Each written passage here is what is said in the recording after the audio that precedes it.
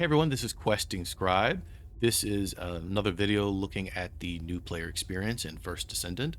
So, this is specifically looking towards you've played through kind of like the initial hump of the game. You've probably beaten the campaign on normal, you've gotten into hard mode, you've unlocked a few descendants, and you're now kind of wondering, okay, well, what do you do now? Like the game, once it opens up, even though it does a good job of guiding you through what's going on, once things start to open up, it's a lot of information and you may not know where everything is or what to do. And even following sometimes builds online, they can be a little tricky because they might not work the way you expect them to. So here are a few tips as new players that just to keep an eye on for as you're going through the game. So first, if you are a strictly free-to-play player, or whether you plan on staying free-to-play, or whether you want to try the game out to kind of get an idea of who you want to play, keep in mind you have 11 slots for Descendants. So free ones. You can purchase more. Now purchasing them, they're essentially $1 a piece. So if you get the $5 bundle, which is about 250 of their special currency, that gives you 5 slots to unlock. But just keep in mind like which ones you want to play. I think the ones that you're kind of pushed towards getting the game, they give you one when you start, so you pick one of 3 when you start. The game encourages you to unlock Bunny and then Ultimate Bunny. If you're on the Boost Path event that's been going on, and as you can see up here, I have 18 days left on my Boost Path. They encourage you to pick up Freyna, Haley, Sharon. All of these are good descendants to pick up on the Boost Path because they really help you out with resources and to get these descendants. And these descendants come with a wide variety of playstyles. So it's a good way to kind of try out different playstyles to see what resonates with you. But it's still something that you want to keep in mind. And with the ultimates, now what you can do from what I've read is if there are descendants that you no longer want, you can get rid of them to clear up space. So like for old descendants, for example. But just keep in mind, because there are a lot of descendants, and even more now with all of the ultimate forms, because I think even with the next patch, if you looked at the patch notes, they're going to be coming out with Ultimate Luna. So there's even more. Bunny, they definitely took us through the process of getting. So a lot of the others, there's more of a process. And I do want to bring up one thing that some players may not quite know how to utilize, but we're going to take a look at the library real quick. Okay, so this is the library screen. This screen has the important things here. You have a target system. So as you can see, these are items that I'm currently targeting. It lets you keep track of how many of each one you have. You also have a target reward system. Now, these are important because items that you put here, essentially it's a pity system that it'll do for you. So if you're running a mission over and over again to get a specific drop, if you put it in your target reward, each time you run it and you don't get it, it will add a percentage to kind of like the target reward. And of course, when it hits 100%, they'll give you the item. So it adds an easier way to get certain items. But what we're specifically going to be looking at with this library system is how you navigate in here to search. So let's say you want to unlock a descendant. So the one that I'm working on currently is Luna. So you can go in here, click on her, and it gives you which components are needed for the research. It gives you also what materials are used in each component. And for example, like if you click on them, so I still need the stabilizer to finish this part. So if I hit acquisition, it'll bring up, here's a detailed list of where you can get this part. Now, what it's showing here is where I can take the amorphous material to unlock it. But for example, if I click with the amorphous material, it'll give a detailed list of where I can find it. So the opening site is up here. This is where I go to open the amorphous material. This is where I can go and find the amorphous material. And you can do things like set target reward. So like we talked about earlier. So like if I, for example, on this mission, if I say, okay, I'm going to set this as my target reward, I want this amorphous material. And we go back here. Now it's tracked in the target reward list. So if I run any missions where this drops, now there's a pity system. So this will build up until, things drop for me. But you can do that with all the materials here. So like, for example, like this material here, this is another one. You can bring up, it shows you where they drop. For example, this drops in storage boxes. So the encrypted storage boxes that are around the map, it drops mission monster. So essentially what mission monster means, there is a particular creature in this mission that if you kill it, this material's on the drop table for that monster. So it's not a guaranteed chance you get it, but by killing that particular monster, you might get it. And like I said, when I clicked on it, it shows you exactly which mission it is. So if I go here, that's where I can fight the monsters that drop this. Now another, and this one doesn't have mission complete. Let me find one with actually a mission complete. Resource boxes. So resource boxes, this is another thing. If a lot of times on maps, you'll find resource boxes out in the world, make sure you break them. Resource boxes and ammunition crates will give you materials for crafting. So anytime you see them, make sure you break them because they will definitely give you materials for crafting. Here's one with a mission complete. So this specialized biometal, what the mission complete, if it says mission complete, this means that you will get this item by completing the mission.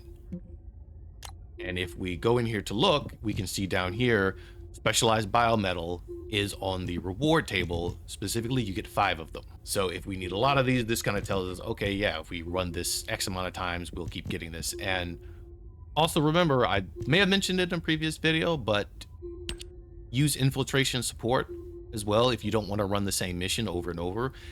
Or if you also trying to farm up support coins, because you'll still get the rewards. So like we still get the biometal, but what this will do, it will put us in a random mission with other people. That won't necessarily be old mystery. We'll still get the old mystery rewards in addition to getting support coins. So when it comes to the library, like you can look up descendants, you can look up things you may need for enhancement materials.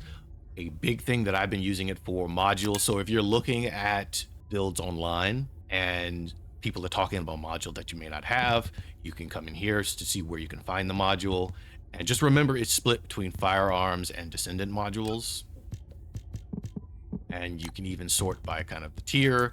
So let's say you want to find this one right here, and you're not sure where it is. Pull it up, and it shows you, hey, this is where you can unlock this, all these locations. So this is a good one to use if you're looking at builds online and you're not sure where to find certain modules. Same thing with external components. Tell you exactly where to find all of these. So I would definitely recommend using the library for a lot of your grinding needs to figure out what you need to grind, where things are, and to better organize the direction you want to take your descendants. Now, our third thing that we're going to look at are weapon cores and your cores for reactors and components. So if you've gotten to this point in the game, you are actually getting closer towards where you may want to start to core items. And in fact, for a lot of the harder content, like right now, the Axiom planes, a lot of the builds that you might see people talking about for Axiom planes, it's relying on you having maxed out weapons and maxed out cores and maxed out reactors. They're kind of relying that you have that. That's the assumption, because it's your in-game content. So you might be wondering, like, okay, well, how do you do that? Which ones do you want to max out? So we're going to take a look at Valby here, what I've done for her. So it's a long process. Like, I'm piecing together what I want for the characters. But so if we're going to look at Valby's external components, because these are the ones that I'm starting to farm. So for Valby, I'm putting the Enlightened Mage auxiliary set on her. The Enlightened Mage set, right now, it only drops out in the Sigma sector. So essentially, I have to grind that a lot to get the drops. And the first step that you're going to do with a lot of these drops before you want to core things is you want to make sure you have an item that has the substats that you want. So of my 4 pieces here, only one actually has substats that I really want to keep, which is this one. So let's take a look at the memory. I wanted the substats for defense and the MP recovery modifier. Got those, and I decided, okay, I'm going to core it. So coring it are the ones you see up top, where it have the max HP and the defense core. So you do that here on the core crafting bench. You have both an area for weapon cores, external component cores, and you can craft and convert. So let's take a look. So we pop in here, and we're not going to particularly core any of these, but we're just going to take a look at how this process works. So when you come in here to core the systems and you select one, then you brings up a list of cores. So this is an auxiliary power source. This here shows you the possible, I guess you would say, core upgrades you can get for it. So you can get max HP, HP recovery, max shield, shield recovery out of combat. And then each core that you click will then show you also, okay, this core will provide this one. So we know that these recovery cores, they give shield output. If I click on this type of recovery core, it gives HP output, and there's also different levels for each one. So what the levels do is it changes the percentage. Let's say this level 10 core right here, let's say I'm shooting for max HP on this one. This level 10 core, essentially it's going to give me something between a 28.2% boost and a 37.5% HP boost. Whereas if we look at the level 1 core, it gives between a 2.3 to a 3%. So higher level cores will give a larger boost. This one is a little bit of RNG, because if I roll on this core, not only is it 50-50 between whether or not I get max HP or HP recovery, but I'm getting anything within this number. So if I want this 37.5, I might have to spend a few cores in here. Now, to replace a core, like let's say you put a core in here, you then also need another item, and I can actually probably show you on this one. So let's say with this one, I got 29.6 for the HP, and I'm saying, you know what? I really want to try to get closer to the 37. So I can click here on this core, and it shows me that, okay, not only will I have to spend the core, but now I also have to spend a core particle disruptor. So I need to spend this essentially to break the current core that's inside, to place in a new one to roll again. And that's how the core system goes. So for a lot of these items, what these builds are relying on is that your reactor or what should we say, your external components are cored along with your weapons, because we have weapon cores as well. So I put a core in the weapon a while ago just to kind of test it out. So for example, it's the same thing. You would click on a slot and it will kind of tell you, hey, these are the potential cores that you'll get. If you attempt to add something to it.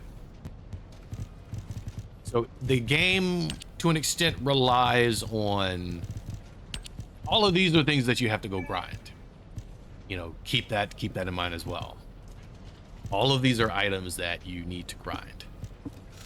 Now, if you want to craft and convert cores, that's also something you can do if you're looking for a higher tier core, because let's say I want, maybe I want a rank 10 precision core. I can come into the crafting of cores and it tells me, like, okay, I need to spend a core amplifier and I need this amount of all the lower level cores to get this rank 10, along with the gold that I want. And it tells you how many of each you can build. So I can only build one of these, but with this one, I can build a maximum of 3. I can build 10 of these, based on how many you've collected. So cores are super important. It's definitely something you want to look at, but you do want to make sure that you start coring up items when you know it's a weapon that you're going to use, or when you know you have an external component that you're going to keep. Now, like I said, the issue with external components is all of this, these, to get the substats here, this is all RNG. You have to run the missions that drop them and look at each component that drops and then determine whether or not you want to keep it. Like I said, I've been running the Sigma sector for a while, and I only have one on my external component set that I really want to use.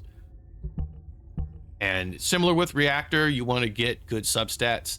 These substats on Valby down here are probably not ideal, but I think they work for me. The important thing though is the skill boost, so make sure you pay attention to what skills are being boosted. So like this one boosts non-attribute and fusion. Valby is a non-attribute character, and she has fusion abilities, because if we check, if you hover over here, it will show you what the abilities do. So for example, her bubble bullet is non-attribute and is fusion, where plop plop is non-attribute dimension. This one's also dimension clean up, and then laundry bomb is non-attribute fusion. So that reactor core that I have is giving a power boost to bubble bullet and laundry bomb. So depending on what your playstyle is and what you're looking to accomplish in the game will also give a large dependency on which reactors you use. That's why a lot of times you'll probably see guys saying kind of like take the reactor of your choice. They're going to depend on what playstyle you have and what abilities you're using a lot in combat. So the fourth thing that we're going to cover is Arche tuning. Especially if you've gotten up to Sigma sector, this is where you can level up your Arche. So down here, you'll probably see a thing that will eventually unlock that has your unique Arche factor XP. This Arche level caps at 40. When you run Sigma sector, you gain Arche experience, and I think there's also like a daily boost. Like each one will give you a chunk of experience daily by running it at least once. So this is what the Arche tuning looks like though. All of these are extra stat points that you get to put into your character. So as you see here, like this one here, this is 500 extra skill power, 26 extra here. I've taken some that give increase, 24.6% skill effect range. This is giving me more skill power, cooldown reduction. So there's also ones for health. There's ones for multi-hit chance, maximum shields, movement speed, defense. So when you look at some builds, they will give you an ideal path. So like this one that I'm on here, this is what is, some people say is like a recommended build to give extra damage to Valby, specifically, especially looking at crit damage, but essentially like extra damage to Valby. So this is kind of like a damage Valby arc tuning. You can play with this as much as you want because this is easily reset.